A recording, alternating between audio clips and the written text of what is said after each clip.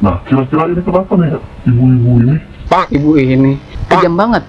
Orang-orang ini kan orang-orang yang seharusnya melindungi si bocah ini dari kejamnya dunia. Kok malah mereka yang lebih kejam dari dunia? Heran gue mah. Bismulia, Kecamatan Cipunagara, Kabupaten Subang. Gue ceritain dulu ya kronologinya seperti apa. Nah, karena kondisi yang memang sedang keras-keras chaos-chaosnya nih antara si MR dan mbahnya teriak-teriak besi rel kereta. Memang setangguh apa sih nih bocah sampai harus dipukul pakai besi rel kereta, anjir. Nah, disinilah iblis berbisik dengan tipu dayanya. Si MR akhirnya dibuang ke sungai karena si maknya. Selamat datang di negara api. Halo, selamat datang di negara api. Selamat datang di negara api di Negara internasional. Selamat datang di negara api di konten menjadi. Selamat datang di sosial media negara api. Aduh, selamat datang kembali di channel negara api. Misal, check this out. Selamat datang di negara api. Di konten kali ini gue bakal ngebahas soal berita tentang pembunuhan yang dilakukan oleh ibu kandung terhadap anak kandungnya. Nah, kira-kira ini kenapa nih ibu-ibu ini? Ibu ini tega melakukan tindakan seperti ini kepada anak kandungnya.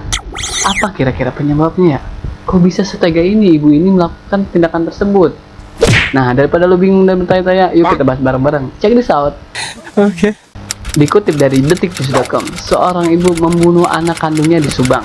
Korban ditemukan tewas di saluran irigasi Blok Sukajati, Desa Bugis, Kabupaten Indramayu.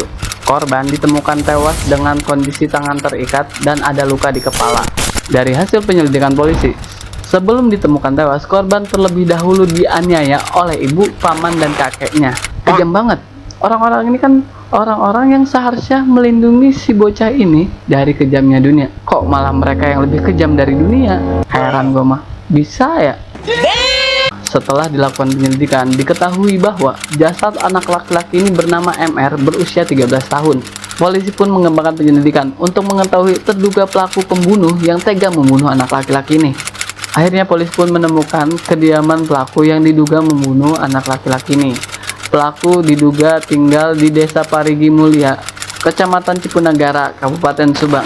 Gue ceritain dulu ya kronologinya seperti apa. Jadi awalnya tuh si MR itu pulangnya naik lewat genteng, masuk ke rumah tuh lewat genteng. Nih orang kenapa nggak lewat pintu? Badung banget tadi bocah. Nah, pas dia lewat genteng ini ketahuan lah sama mbahnya otomatis nenggor dong, karena kelakuan si MR ini yang nggak ada akhlak. Ada pintu kenapa harus lewat genteng kan? Nah, karena nggak terima nih ditegur sama mbahnya, si MR malah mukul mbahnya. Nah, mbahnya yang dipukul sama si MR ini nggak terima dong dipukul sama bocah kecil kayak gitu. Otomatis mbahnya ngebalas dengan gergaji yang nggak berada di situ. Nah, si MR ini dipukul pakai gergaji di situ. Nah, karena kondisi yang memang sedang keras-keras chaos-chaosnya nih antara si MR dan mbahnya teriak-teriak manggil ibu dan pamannya si MR. Otomatis ini mereka datang nih, ibunya sama pamannya si MR ini datang. Wah, ngeliat si MR, wah si MR ada di rumah nih. Nah, abis itu, waduh parah nih. Di kondisi kayak gini, akhirnya si MR dapat diringkus. Nah, pamannya MR diperintahkan oleh emaknya untuk mengikat si MR biar bocah ini gak ngelawan dan kabur lagi. Nah, MR yang sudah terikat ini dibawa ke dapur. Dapur ini kalau nggak salah sih ke dapur, habis itu baru ke kamar kan. Nah, dua tempat ini diduga sebagai tempat penyiksaan si MR. Penyiksaan si tempat penganiayaan si MR harusnya sih. Nah, dari kejadian ini polisi mengamankan barang bukti berupa pipa paralon, kusen, besi rel kereta. Memang setangguh apa sih ini bocah sampai harus dipukul pakai besi rel kereta, anjir. Selain itu ada gergaji kayu yang patah, pecahan genteng, bata merah, dan baju perempuan berwarna ungu. Back to kronologi ya guys. Tadi kan kita ngebahas kamar dan dapur. Nah, kamar dan dapur inilah yang menjadi saksi bisu kekejaman orang-orang terdekat MR. Setelah puas menyiksa MR di kamar dan di dapur, emaknya MR ngerasa capek dong. Ya iyalah, gimana nggak capek? Si MR disiksa sampai tengah malam. Ya pasti capek lah itu orang, anjir. Kebayangkan sama lo disiksa sampai malam, anjir. Karena melihat MR yang masih hidup, emaknya MR ini berniat membuang si MR ini ke sungai. Berniat nih orang. Aduh. Dengan kondisi tangan terikat, MR diseret keluar rumah melalui pintu belakang. MR diseret melalui kebun yang ada di belakang rumah. Lu ngebayangkan kondisi MR pas diseret itu kayak gimana? Mengerikan sekali. Nah, di kebun inilah emaknya MR kepergok lagi nyeret si MR lewat kebun oleh tetangganya. Tetangganya otomatis nanya dong, ibu itu kok anaknya dibawa diseret-seret? Kenapa, Bu? Iya nih, mau saya anterin ke bapaknya. Soalnya badung banget sih tinggal di sini juga. Saya pusing loh, Bu. Ya udah Ibu, kalau mau nganterin dia mah, ini pakai motor saya aja. Kan kebetulan rumah saya juga pinggir rumah Ibu. Pakai motor saya aja. Nah, dengan berbekal motor yang dipinjamkan oleh tetangganya ini, ibunya MR membawa MR menuju rumah bapaknya. Nah, si MR ini pas naik motor ini masih dalam kondisi tangan terikat, didudukin di jok depan. Dan yang bawa motor, emaknya si MR. Nah, langsunglah gas nih. Di sepanjang perjalanan si MR ini merintih-merintih. Ibu sakit banget, Bu. Capek, pengen tidur. Aduh, ibu sakit. Nah, sambil mikir nih si emaknya si MR ini bocah kalau gua anterin ke bapaknya dalam kondisi kayak gini, gimana ya? Bapaknya marah nih. Ngeri banget soalnya. Kalau bapaknya marah, yang ada gua yang bisa babak belur di sana. Nah, disinilah iblis berbisik dengan tipu dayanya. Terbersitlah kembali itu ide yang tadi awal itu membuang si MR ke sungai. Ini terbersit kembali sampai di sebuah jembatan cemprong. Namanya jembatan cemprong nih. Si MR akhirnya dibuang ke sungai.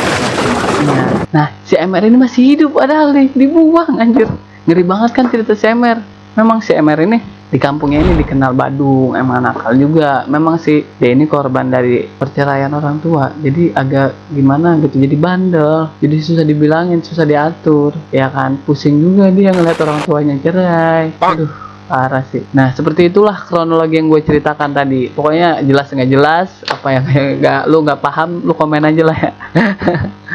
Nah, dari kasus ini, ibu, kakek, dan pamannya si MR dikenai hukuman sesuai dengan undang-undang berlaku. Pokoknya dikenai dia itu kurungan penjara tuh sekitar 15 tahun lah ya. Ini sekeluarga masuk penjara nih anjir. Gara-gara nyiksa anak yang seharusnya dibesarkan dengan perhatian, kasih sayang, dan segala upaya bentuk kebahagiaan gitu.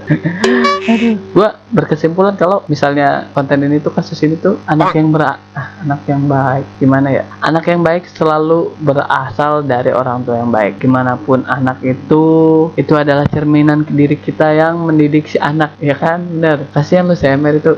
Ya Allah, itu dia, siapa tahu dia jadi seorang pengusaha sukses. Gue sih berharap semoga arwahnya si MR ini tenang, amal ibadahnya diterima, ditempatkan di sisi Allah lah ya.